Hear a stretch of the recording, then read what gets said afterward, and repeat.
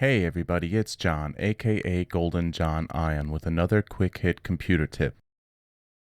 Here's a quick question. Do you want to add some extra customization to your computer's desktop but not totally sure how? Well, don't worry. In this video, I'm going to show you how. For this tutorial, I'm going to show you how to make your taskbar transparent with an app called TranslucentTB.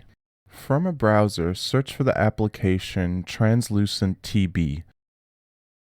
Navigate to the Microsoft Store download link and select Get. This will ask you to open the Microsoft Store to download and install the application. Once you see the Microsoft Store window open, select the Install button.